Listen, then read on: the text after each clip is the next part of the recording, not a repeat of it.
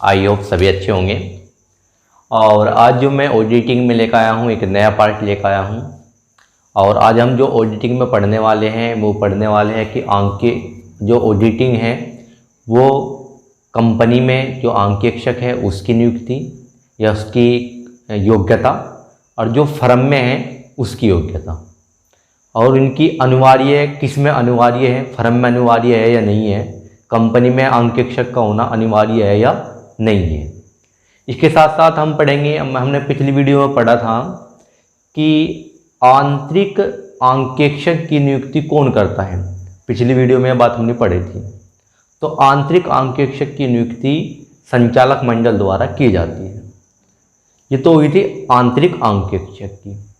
यदि हम वैसा ही अंकेक्षक देखें, सिंपल जो चेक करने के लिए आएगा खाते, उस अंकेक्षक की नियुक्ति कौन करता है। उस अंकेक्षक की नियुक्ति करने की 3 विधि हैं, 3 तरह से नियुक्ति की जाती है। वो कैसे कैसे की जाती है। नंबर एक में हमारा है, इसकी नियुक्ति संचालक मंडल द्वारा की जाती है। जो अंकेक्षक हैं उसकी नियुक्ति संचालक मंडल द्वारा की जाती है।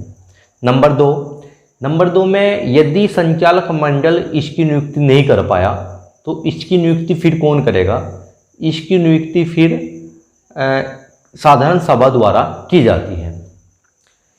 यदि फिर नंबर 3 पे क्या है, नंबर 3 में यदि संचालक भी नियुक्ति नहीं कर पाया, संचालक मंडल भी नियुक्ति नहीं कर पाया और उसी के साथ साथ साधारण सभा में भी नियुक्ति नहीं हुई, तो फिर नियुक्ति इस चीज़ की सूचना, इस बात की सूचना सरकार को 7 दिन के अंदर अंदर दे देनी होगी तुम्हें कि हम जो है अंकेक्षक की नियुक्ति नहीं कर पाए। तो सरकार उसके विरुद्ध फिर कानून, उसके पक्ष में कार्रवाई करेगी। तो देखिए कैसा होगा। तो मैंने इसमें राइट डाउन भी की है ये बात, अगर आप नहीं समझ पाए तो ये लिखा हुआ है। जैसे इसने बताया कि कंपनी में अंकेक्षक और फर्म में अंकेक्षक। कंपनी में अंकेक्षक क्या बताया, ये कि कंपनी में जो अंकेक्षक है इसकी नियुक्ति, कंपनी में जो अंकेक्षक है इसकी नियुक्ति के लिए इसकी योग्यता क्या है। कंपनी में जो अंकेक्षक है उसकी योग्यता सीए है, सीए इसकी योग्यता है। और सीए की स्थापना कब हुई थी, सब मैंने तुम्हें बात बताई हुई है, 1949। सीए का मुख्यालय कहाँ है, सीए का मुख्यालय जो है वो दिल्ली है। ये बात भी मैंने तुम्हें सबसे पहली वीडियो में बताई थी। इसके लिए जो कंपनी के लिए अंकेक्षक होना अनिवार्य है, कंपनी में अंकेक्षक मतलब सीए का होना अनिवार्य है।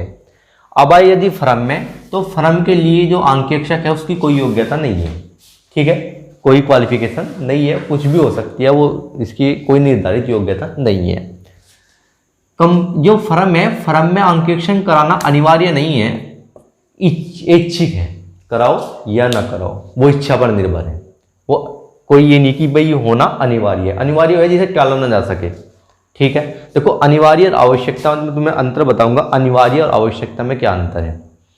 अनिवार्य ये है कि जैसे हमें खाना खाना है, ये हमारी आवश्यकता है। यदि हम खाना नहीं खाएंगे तो प्रॉब्लम होगी, तो ये हमारी क्या है, आवश्यकता है। एक टाइम ऐसा होगा, भाई खाना खाया हमने, एक टाइम ऐसा होगा कि यदि हमने खाना नहीं खाया तो हम जो है मर जाएंगे, एक कंडीशन वो होगी। तो उस टाइम खाने क्या है हमारे लिए आवश्यकता नहीं, उस टाइम खाना हमारे लिए अनिवार्य है। अनिवार्य ये है यदि हमें खाना नहीं मिला तो हम मर जाएंगे, तो वो अनिवार्य है।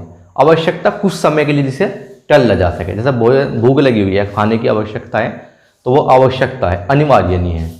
पर जब हम जो है लास्ट स्टेज में आए हुए हैं कि यदि भोजन नहीं मिला तो मर जाएंगे, तो अनिवार्य है, उसे टलना नहीं जा सकता।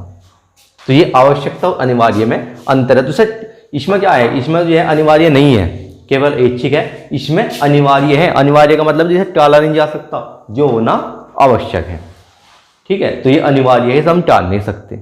अगर नहीं अंकेक्षण करा तो वह अवैधानिक है, ठीक है। इसके बाद फिर मैं तुम्हें और बताया था, क्या बताया था, ये बताया था कि कंपनी में अंकेक्षक की नियुक्ति किस प्रकार की जाती है। कंपनी में जो अंकेक्षक है उसकी नियुक्ति कैसे की जाती है। इसकी 3 कंडीशन बताई थी। नंबर 1 कंडीशन क्या थी, संचालक मंडल द्वारा 1 माह के अंदर प्रथम अंकेक्षक की नियुक्ति की जाती है। कितने माह के अंदर, 1 माह के अंदर। 1 माह का टाइम किसे दिया जाएगा, संचालक मंडल को, जो वहां पे मैनेजर है। वे 1 माह के अंदर संचालक मंडल जो है सीए की नियुक्ति कर देंगे। यदि मैं 1 माह के अंदर नहीं कर पाए तो फिर नियुक्ति कैसे होगी? नियुक्ति साधारण सभा में की जाएगी। साधारण सभा द्वारा नियुक्ति की जाती है। साधारण सभा द्वारा नियुक्ति की जाती है यदि संचालक मंडल द्वारा नहीं की। यदि संचालक मंडल ने नहीं की तो फिर कौन करेगा उसकी नियुक्ति? साधारण सभा द्वारा की जाती है। ये साधारण सभा में जो है अंशधारी इन्हें बुलाया जाता है, अंशधारियों को बुलाया जाता है साधारण सभा में, तो वे सीए की नियुक्ति करेंगे। इसके बाद है नंबर 3 लास्ट, यदि ये दोनों नियुक्ति नहीं कर पाए सीए की तो फिर इस चीज की सूचना है। कहा यदि दोनों द्वारा नहीं की गई, यदि नियुक्ति दोनों द्वारा नहीं की गई, न तो इसके द्वारा नहीं इसके द्वारा, तो फिर तो यह सूचना केंद्र सरकार को 7 दिन के अंदर भेज देनी चाहिए। कि 7 दिन के अंदर जो है ये सूचना केंद्र सरकार को भेज देनी चाहिए यदि ये दोनों इसकी नियुक्ति नहीं कर पाए। ठीक है, यदि इनके द्वारा नियुक्ति नहीं हुई तो केंद्र सरकार को 7 दिन के अंदर इसकी सूचना देनी होगी। और साथ साथ अब जो नियुक्ति होगी सीए की वो केंद्र सरकार करेगी, ना तो संचालक मंडल करने का और नहीं हमारी साधारण सभा द्वारा की जाने की। अब जिम्मेदारी सरकार की है, हम उसकी सूचना सरकार को भेज देंगे। सरकार अपने आप नियुक्त करेंगी सीए को और वहाँ पे भेजिएगी। ठीक है, तो आई होप समझ पाए होंगे जो मैंने आपको बताया है। ठीक है, तो इसे सब जो है राइट डाउन कर लेंगे, इसका स्क्रीनशॉट ले लेंगे।